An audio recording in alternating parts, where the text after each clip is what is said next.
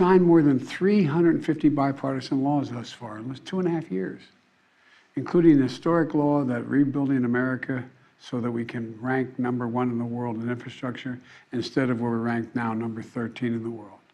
Another historic law, rebuilding our manufacturing base so that we'll lead the world once again in making semiconductor chips so much more and so many more sophisticated ones. And now, a bipartisan budget agreement. This is vital because it's essential to the progress we've made over the last few years is keeping full faith and credit of the United States of America and passing a budget that continues to grow our economy and reflects our values as a nation. That's why I'm speaking to you tonight, to report on the crisis averted and what we're doing to protect America's future. Passing this budget agreement was critical. The stakes could not have been higher. If we had failed to reach an agreement on the budget, there were extreme voices threatening to take America for the first time in our 247-year history into default on our national debt. Nothing would have been more irresponsible. Nothing would have been more catastrophic. Our economy would have been thrown into recession. Retirement accounts for millions of Americans would have been decimated. 8 million Americans would have lost their jobs. Default would have destroyed our nation's credit rating, which would have made everything from mortgages to car loans to funding for the government much more expensive. And it would have taken years to climb out of that hole. And America's standing as the most trusted, reliable financial partner in the world would have been shattered. So, it was critical to reach an agreement. And it's very good news for the American people. No one got everything they wanted, but the American people got what they needed. We averted an economic crisis, an economic collapse. We're cutting spending and bringing the deficits down at the same time. We're protecting important priorities from Social Security to Medicare to Medicaid to veterans to our transformational investments in infrastructure and clean energy. I want to commend Speaker McCarthy. You know, he and I, and our teams, we were able to get along, get things done. We were straightforward with one another, completely honest with one another, respectful with one another. Both sides operated in good faith. Both sides kept their word. And I also want to commend other congressional leaders. House Minority Leader Jeffries, Senate Majority Leader Schumer, Senate Minority Leader McConnell. They acted responsibly and put the good of the country ahead of politics. The final vote in both chambers was overwhelming, far more bipartisan than anyone thought was possible. So, I want to thank the members of Congress who voted to pass this agreement, which I'm going to sign tomorrow and become the law. So here's what the deal does. First, it cuts spending. And over the next 10 years, the deficit will be cut by more than $1 trillion. And that will be on top of the record $1.7 trillion. I already cut the deficit in my first 2 years in office. And it's clear we're all on a much more fiscally responsible course than the one I inherited when I took office 4 years ago. When I came to office, the deficit had increased every year the previous 4 years. And nearly $8 trillion was added to the national debt in the last administration. And now we're turning things around. And that's good for America. You know, my dad used to have an expression. He said, Joey, don't tell me what you value. Show me your budget. I'll tell you what you value. That's at the heart of this debate. What do we value? Protecting seniors. You may remember during my State of the Union address, there was a spirit exchange between me and a few Republicans spontaneously occurring on the floor of the House of Representatives. I was pointing out that for years, some of them were putting forward proposals to cut Social Security and Medicare. And some of them that night took exception, and they said very loudly that that wasn't true. So I asked them on the floor at that night, I said, ask them a simple question. Will you agree not to cut Social Security, not to cut Medicare?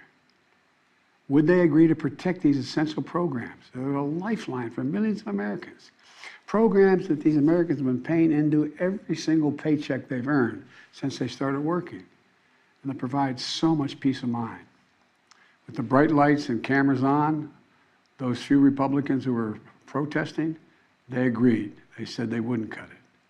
That's how we protected Social Security and Medicare from the beginning. and from it being cut, period. Healthcare was another priority for me, a top priority. I made it clear from the outset, I would not agree to any cuts in Medicaid, another essential lifeline for millions of Americans, including children in poverty, the elderly in nursing homes, and Americans living with disabilities. The original House Republican proposal would have cut health care for up to 21 million Americans on Medicaid. And I said no. And Medicare was protected. And so were millions of people most in need. Look, I've long believed that the only one truly sacred obligation that the government has is to prepare those we send into harm's way and care for them and their families when they come home and when they don't come home. That's why my last budget provided VA hospitals with additional funding for more doctors, nurses, and equipment to accommodate the needs of veterans and more appointments. The House Republican plan would have meant 30 fewer million VA healthcare visits for our veterans. But we didn't let that happen.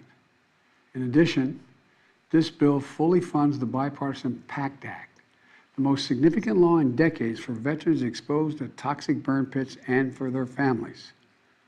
It expands access to those veterans and their families to health care and to disability benefits. Look, we're investing in America and our people and in our future. We've created over 13 million new jobs, nearly 800,000 manufacturing jobs. Where is it written that America can't lead the world again in manufacturing?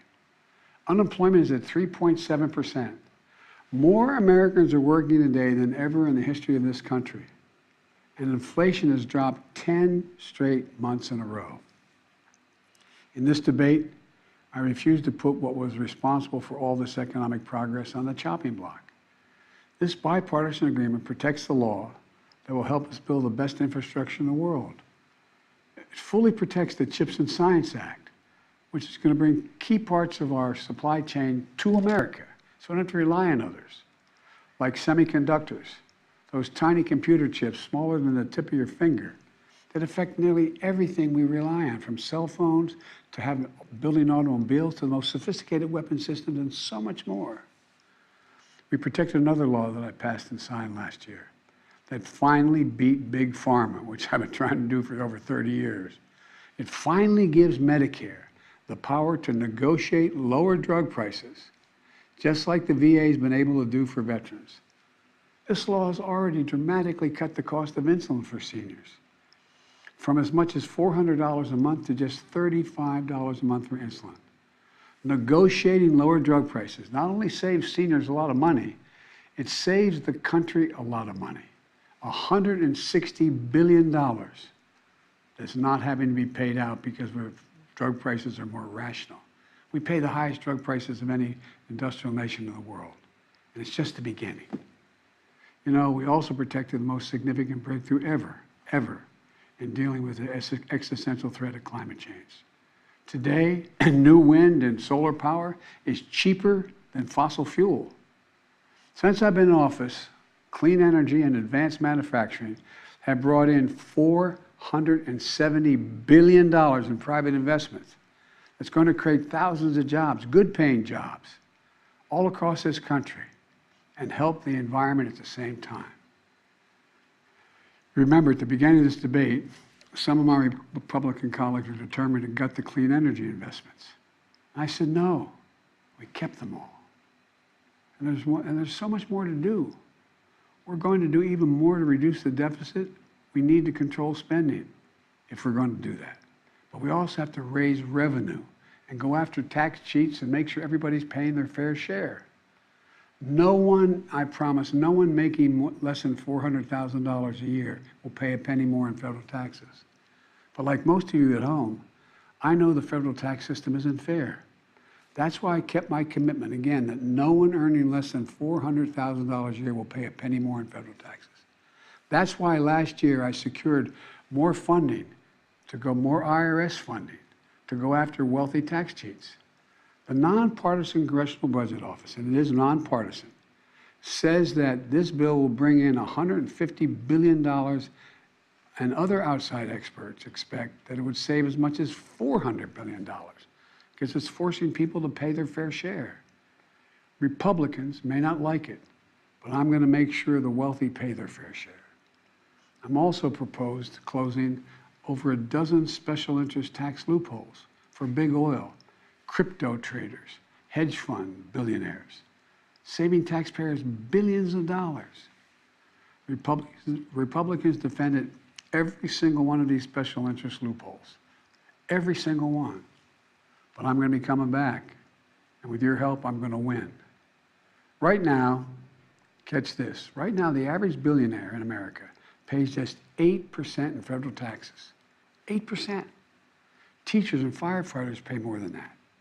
That's why I proposed a minimum tax for billionaires. Republicans are against it, but I'm going to keep fighting for it. No billionaire should pay less in federal taxes than a teacher or a firefighter. Look, let me close with this. I know bipartisanship is hard, and unity is hard, but we can never stop trying. Because in moments like this one, the ones we just faced, where the American economy and the world economy is at risk of collapsing, there's no other way. No matter how tough our politics gets, we need to see each other not as adversaries, but as fellow Americans. Treat each other with dignity and respect. To join forces as Americans to stop shouting, lower the temperature, and work together to pursue progress, secure prosperity, and keep the promise of America for everybody. As I've said in my inaugural address, without unity, there is no peace, only bitterness and fury. And we can never become that country. I can honestly say to you tonight that I've never been more optimistic about America's future. We just need to remember who we are. We are the United States of America. And there's nothing we can't do when we do it together. So thank you all for listening, taking the time tonight to listen to me. May God bless you all, and may God protect our troops. Thank you.